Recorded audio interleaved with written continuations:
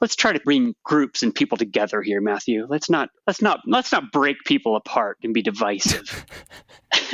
No, I'm going to continue. I want a bit of a cage match between the two.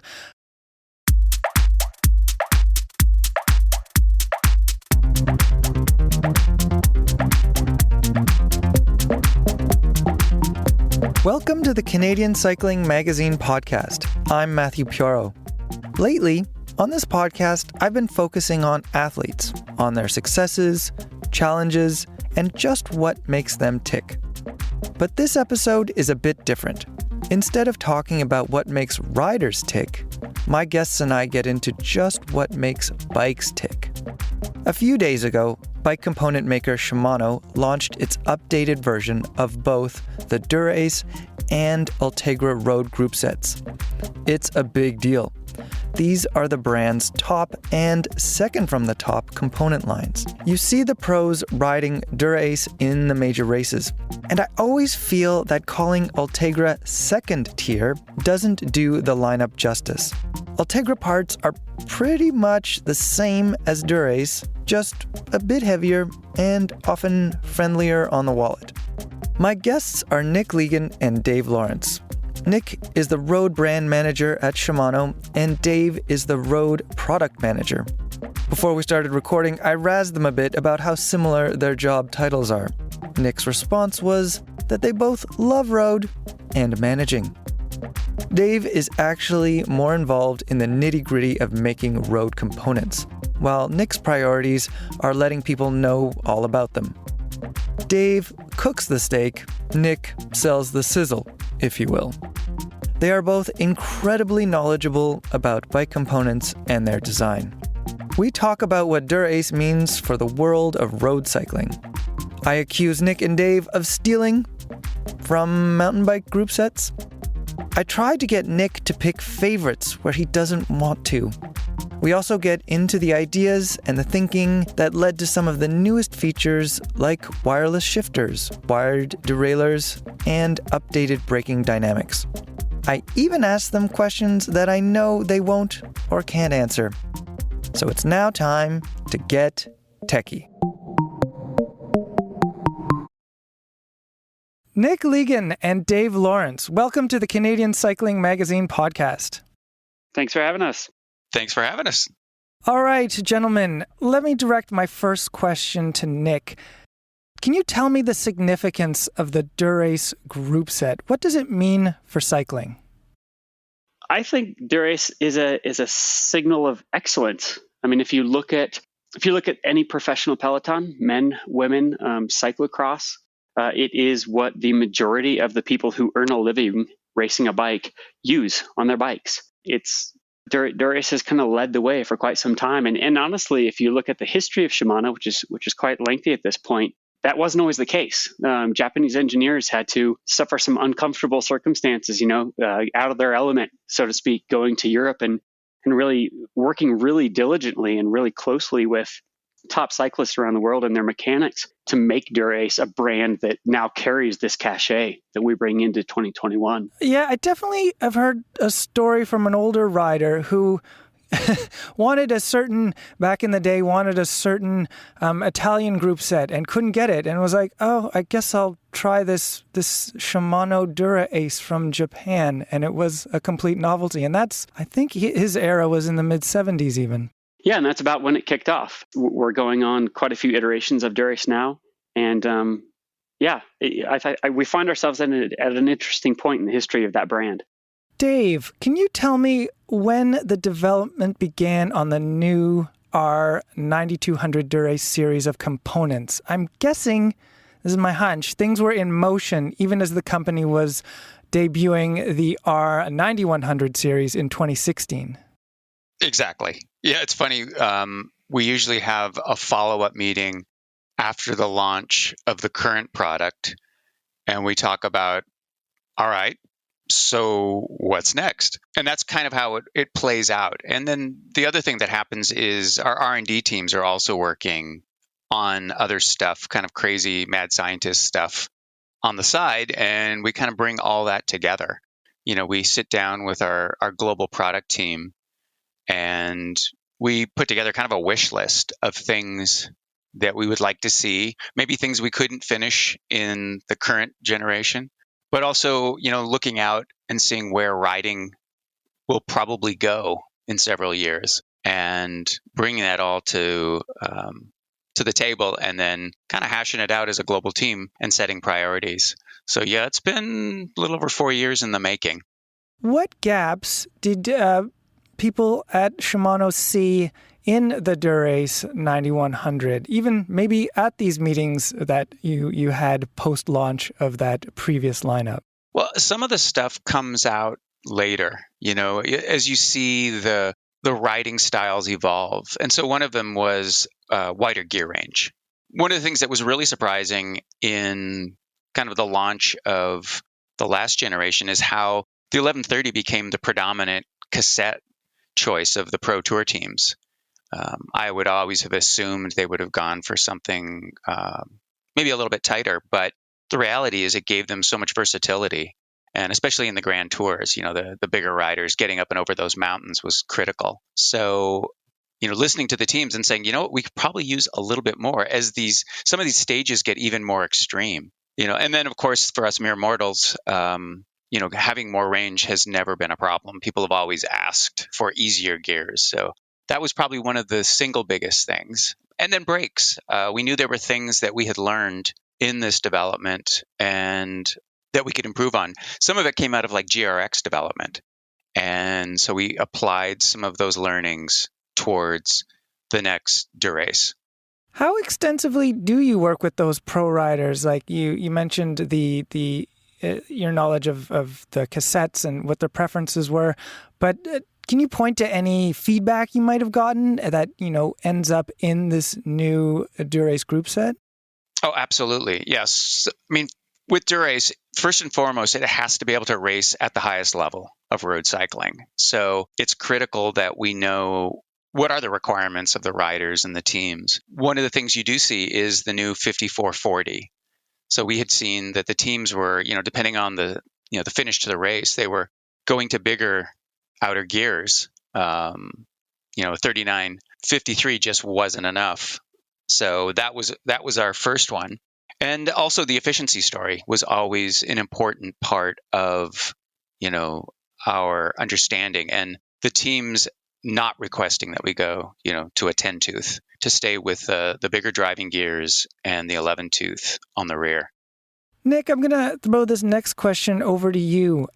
Which is the bigger deal? The wireless elements in this new group set or the 12-speed cassette?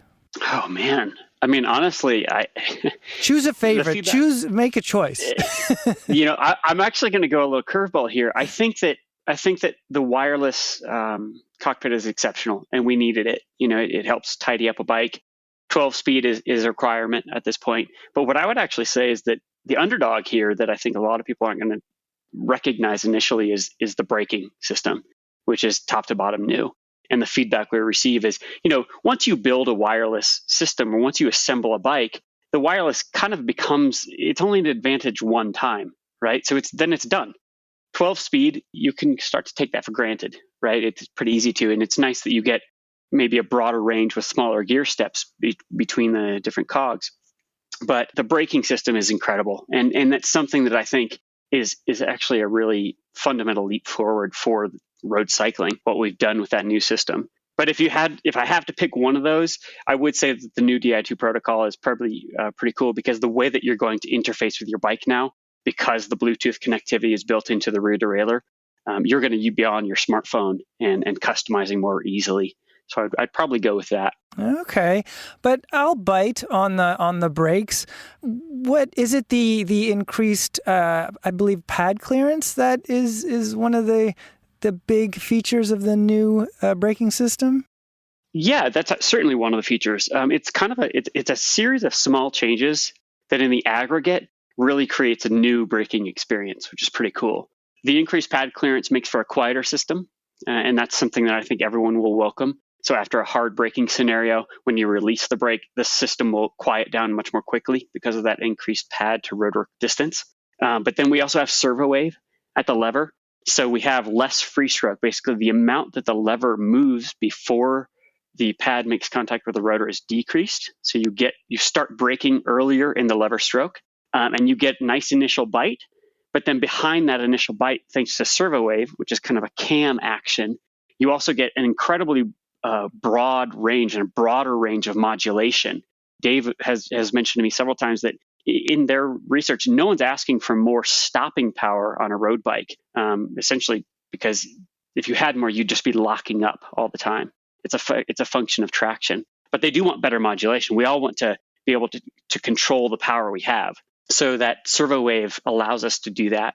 And then there's also, we're speccing a new rotor. We're speccing essentially our mountain bike rotors, which are a little bit lighter, but also deal with heat deformation a bit better. And then lastly, it's an easier system. And I know I'm talking a lot, so I apologize, but it's an easier system to live with. So the bleed process is significantly simplified and easier to perform. I think just top to bottom, the new brake system is easily overlooked, but I'm really excited for you, Matthew, to get on the new system because I think day to day, corner to corner, it's perhaps the bigger difference in the ride experience. Your mention of the rotor kind of anticipated this next question of mine. I wanted to know more about what you guys just straight up stole from the mountain bike side for this road group. Maybe Dave, you can address the thievery. The thievery, yeah, 100%. It is the original, the MT, which is kind of introduced as a mountain bike rotor, but it's kind of how we work, in our development process. These rotors came along a few years after the RT, the original kind of road rotor, was developed. And once again, we learned a few things. And one of them is we could make it lighter. It was ever so slightly less expensive. But the biggest point was we noticed that there was less kind of deformation of the rotor as you heated it up on a really heavy braking. So you get that kind of side to side touching of the rotor to the pad. Was improved dramatically with this new rotor. So it was an easy move to this to take the mountain bike one, and we've borrowed other technology as well from the mountain bike folk, like a 12-speed chain. Yes, the Hyperglide Plus, the cassette and chain. Can you tell us a bit about that? Sure. So once again, this was originally developed. It's been in development for quite a while, but it's also in the development. It wasn't ready for the last generation of Dura-Ace. We weren't quite there yet in our development schedule. And it was introduced with mountain bike, but the requirements are a little bit different. So where road benefits from Hyperglide Plus, which is basically a super smooth outward shift, the equivalent of what you already get with an inward shift with a Shimano Hyperglide cassette. We're able to achieve that on the outward shift as well. So this really allows you to shift to a harder gear under load. So in road racing, that would mean sprinting or attacking or just putting a lot of pressure on the pedals. You don't have to back off the power to actuate the shift. I'm just thinking, like with the Hyperglide rotors, I just feel like there's this pattern. I just see the mountain bikers looking back, going, "Oh, you've got tubeless, you've got disc brakes, road, okay." Anyway, it's all. I think they're all compelling features, regardless of where they come from, and yeah, it's exciting to see them make it to this top tier of Shimano's roadside. Well, and to be honest, Matthew, if I could interject, we also stole from our e-bike platform, Steps. Oh, good. That's the new wires, the SD300. So we're equal opportunity offenders, the road crew. So yeah, the new wire that we're using for the rear triangle, for instance, is used on our current EP8 Step system. I'm glad you brought that up because we say wireless, and listeners might have a certain idea of what that means. There are no wires from the shifters to the derailleurs, but there's still a central battery which runs wires to the front and rear mechs. Can you tell us about the importance of that configuration? Why was it important to have the battery presence there, the big single battery going out to those two derailleurs? For us, the biggest reason was we felt that, like between the front derailleur and the rear derailleur, there's different requirements in kind of power usage and kind of peak power. And being able to regulate that through a single larger battery was much more stable. And we'd learned so much with the previous systems. So basically, it is the same battery that the previous generations used. It's now just connecting directly to the front derailleur and the rear derailleur through wires. And the other thing is, like we mentioned, e-bikes. This isn't the reason we did this, but it's kind of future-proofing the system. As we know, will become, an important part of, some riders' experiences. The rear derailleur and front derailleur can plug directly into our drive units and just go straight into the big battery of an e-bike. So, like I said, that wasn't the reason we did that, but we understood that this would kind of future-proof it as, we see this becoming a bigger part of people's riding experience.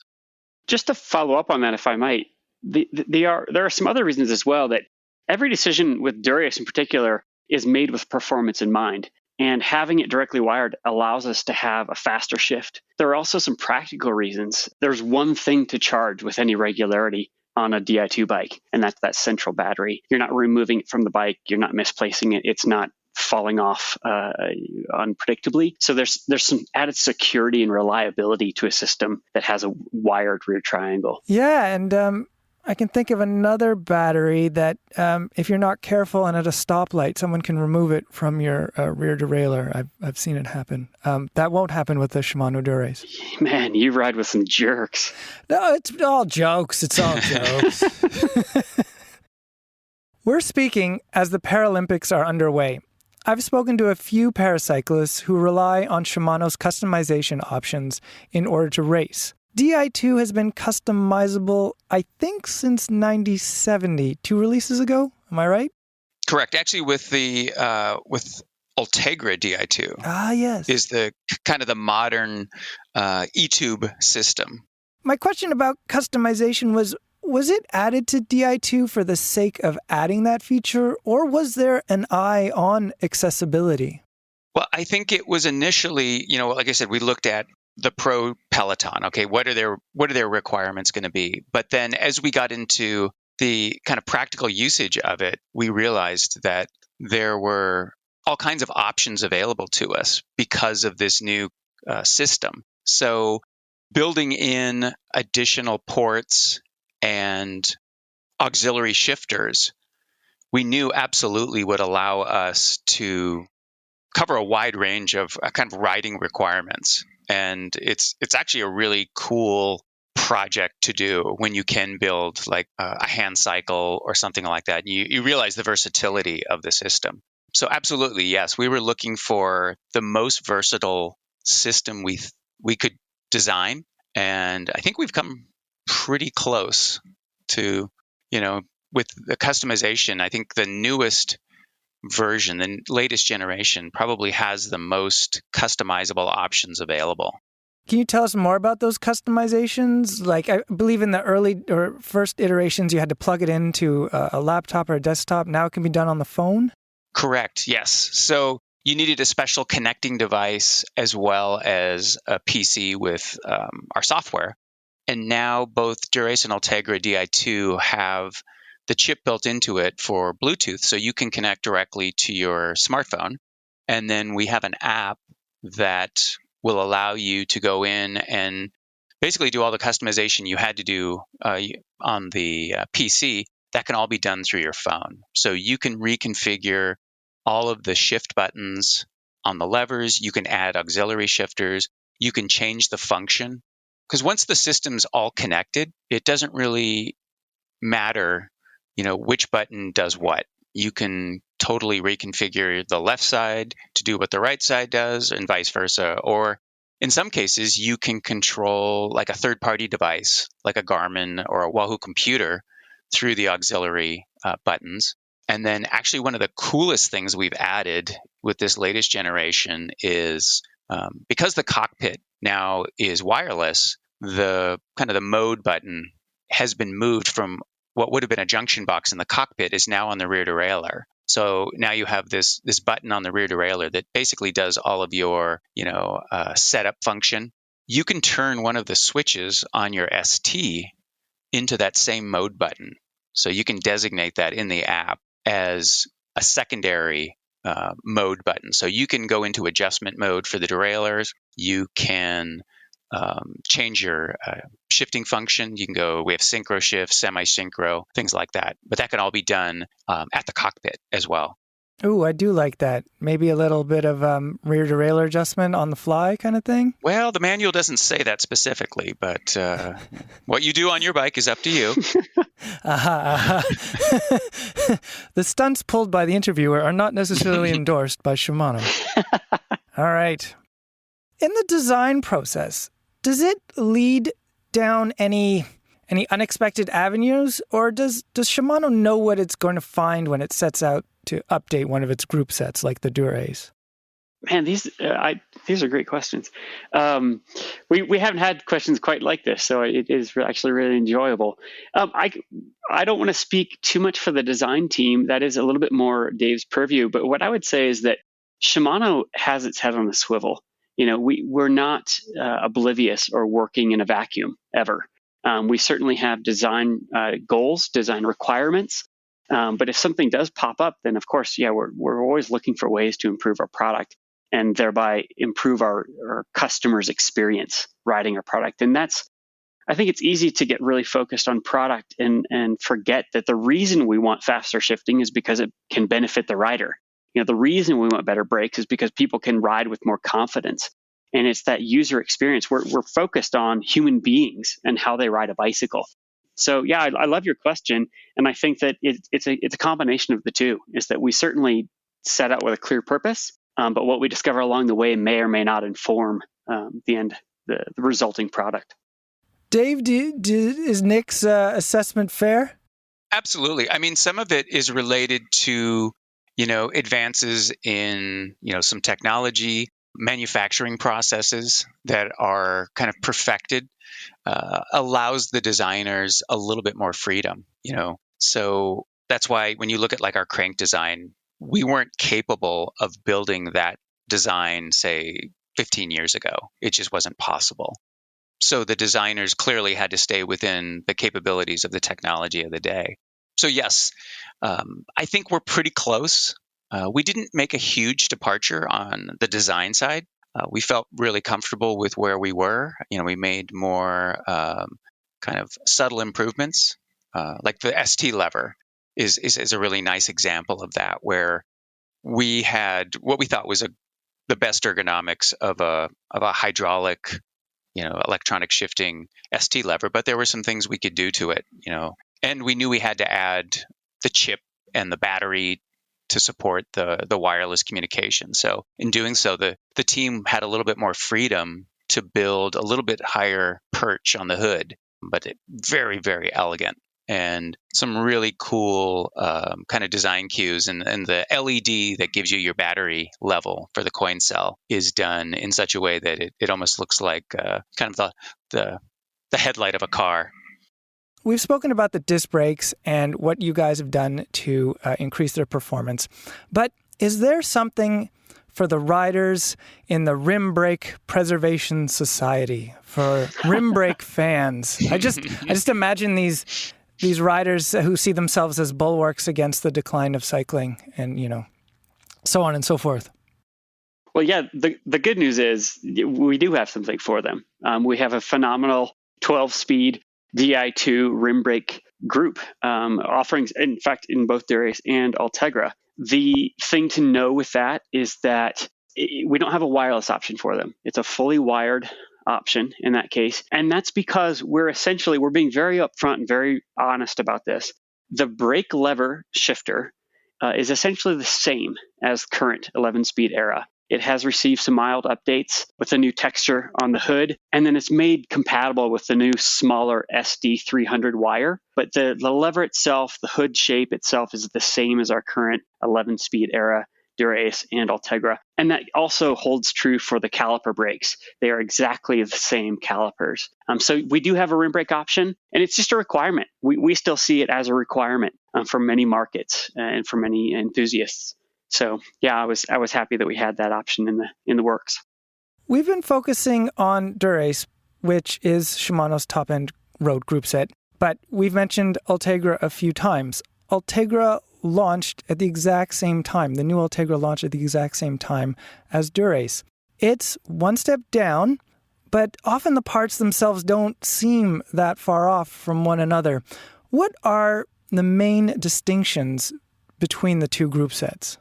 The biggest differences you'll see are the materials that are used, which generally sometimes will equate to a weight difference. In this case, the groups are kind of in that 250 gram difference range. Ultegra is, a little bit heavier, still a very competitive weight for its class. And then sometimes the finish on those materials might be a little bit different. In a case of like the ST lever, so the brake lever blade on Dura-Ace is carbon, and then on Ultegra, it's aluminum. And so you might see, so you have the material difference, but then you might have a weight difference there as well. But performance-wise, the shifting speed of the rear derailleur and the front derailleur is identical. It's actually using the same motor unit, same design. They're virtually identical in the kind of the design. I would argue that they actually have far more in common than they have different in a way.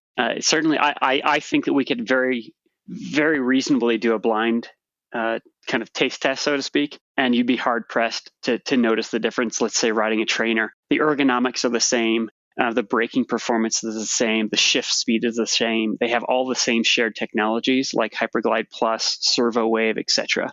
So that there's a lot that they have in common. Let's try to bring groups and people together here, Matthew. Let's not break people apart and be divisive. No, I'm going to continue. I want a bit of a cage match between the two, which I was kind of thinking of, but we'll see if we can make that work. But I am curious about the design process because if I remember correctly, let's say take the caliper of the Dura-Ace. It's a forged one-piece caliper. And I believe the Ultegra is a two-piece caliper. I'm assuming you start with the Dura-Ace, the top-end one, but then do you look at those and go, oh, how do we now make that Ultegra two pieces? Do you know what I mean? Like, are they designed in conjunction with, you're aware of how things will be Ultegrafied? Or is that another step that comes after? No, absolutely. A lot of it, like Nick was saying, there's a lot more in common than what's actually different. A lot of it is in the production process, which can dictate into lower cost, as well as that change in materials, which could reduce cost. So in a production process, in the case of, the two-piece caliper, there's probably less finishing work there. And so that process itself will be less expensive, but the overall power of that brake is the same. So we look at the performance of the systems. The front derailleur and the rear derailleur might be slightly heavier, but the actual shifting performance is identical. To try to keep the cage match alive, where does Ultegra have Dura-Ace beat? Price. I mean, it's really that simple. I was going to say, that's simple, eh? I would argue it is, actually, that the cost difference is the thing. You're talking 250 grams, but you're talking, let's see, for $700 in savings between the two groups. So that's significant, right? I mean, $700 is a cycling holiday. So buy yourself an Ultegra bike and go ride it somewhere awesome is one way to approach that, So that's really what it comes down to. You're going to be a little bit heavier and you're going to have a few more $100 bills in your pocket. Can I make a correction there? Sorry, Nick. Oh, so it would be more than that. And it would be different for Canadian customers. Oh, you're absolutely right. I need to redo that entirely. No, I massively underrepresented the difference in cost. Yeah, it's about $1,700 difference. Thank you. Yeah, $1,700. I missed $1,000 in there. And it could be different for Canadian dollars as well. That's true. Yeah, that's US. Yeah. Well, no, and those are all really good distinctions. And at the time of recording, I'm still waiting in bated breath for what the prices look like in loonies and toonies. But it's still, I understand, going to be the price difference between those two groups is something notable for sure. Why is now the time for an Ultegra power meter, which is new with this iteration of that group set? The request, more and more people are, riding and training with power. And, it's not just, we knew it wasn't just a Dura-Ace customer anymore that was requiring that. So we looked at what was important about the Dura-Ace. And really, we felt that the stability and the accuracy was so important that we were actually using the exact same internals. So this is a case where it's just the material difference. So it's the physical difference between the two cranks that separates them. But the Ultegra crank, the power meter, will use the exact same strain gauges. It'll use the same battery, same chips, everything is identical. How freely can I mix and match between the two groups? Completely interchangeable. So unless you have some design constraints that you don't like mixing logos, but they're 100% interchangeable. The exception being, so on the Dura-Ace wheel, the Dura-Ace wheel is a 12-speed only. The Ultegra wheel can go 11-speed or 12-speed. That would be the only thing I would say separating the two. But 12-speed to 12-speed, both wheel sets are completely compatible. The uniqueness of that free hub is the material we chose to drop a significant amount of weight. And we're using aluminum, and in doing so, to kind of pass our QC standards, we needed more splines, kind of more surface area for the cassette to interface with. So our engineers were really clever on how they designed the cassette. So if you look at the cassette, the splines don't look exactly the same. But if you look closer, the actual outlines of the splines are identical to the 11-speed, but they just also spline onto this 12-speed free hub body of Dura-Ace.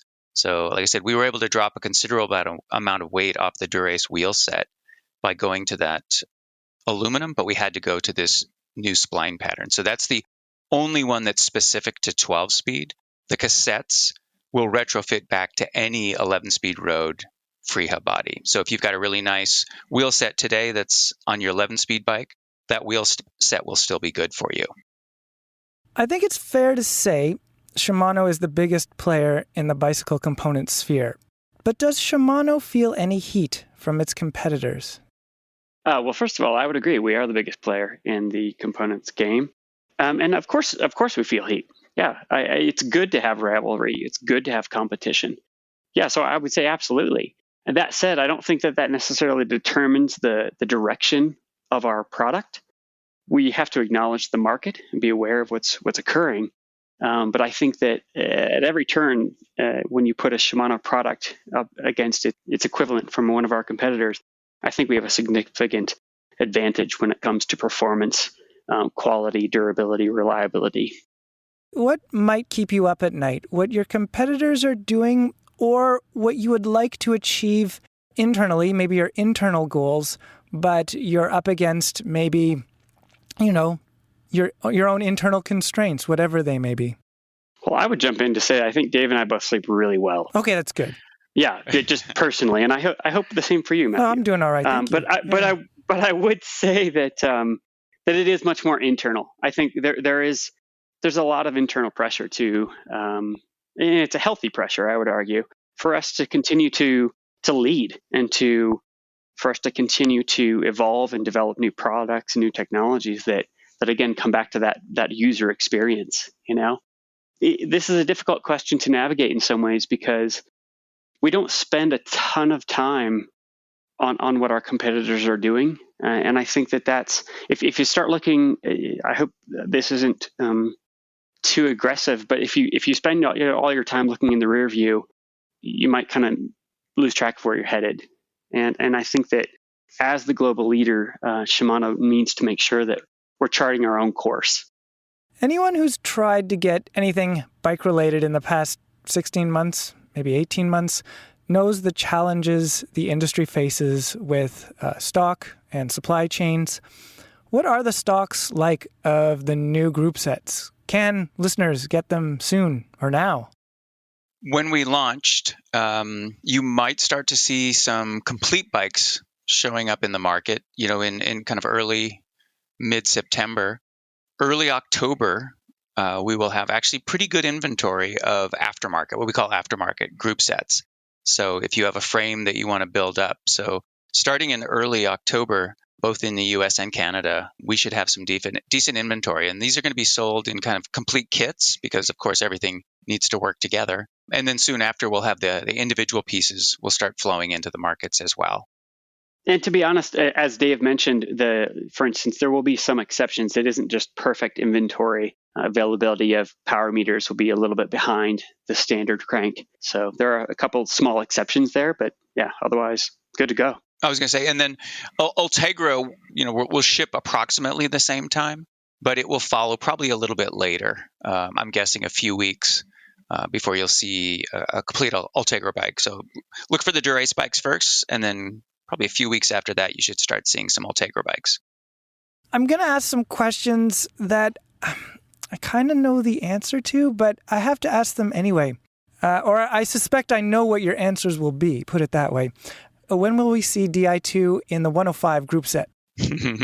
Just as soon as we develop it and bring it to market. Okay. But no, we can't comment on any future product. Do you dread that question as much as I dread asking it? Because I ask it out of honest curiosity and also on behalf of my listeners who want to know what's next. But I also completely understand your response. No, honestly, Matthew, I love the question because it shows a curiosity about the future of our brand, right? And so that we have brands like 105 that do create so much value for the consumer and for cyclists around the world. I'm excited by that question. I think it's a great one. I wish I could tell you more, but I think you also understand why I can't. 'Twas ever thus.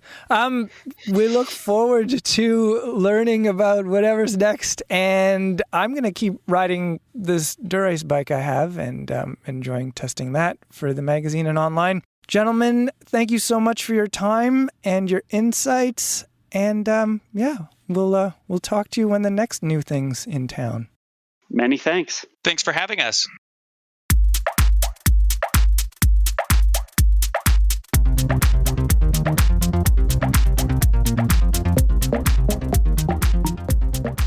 And that's the episode.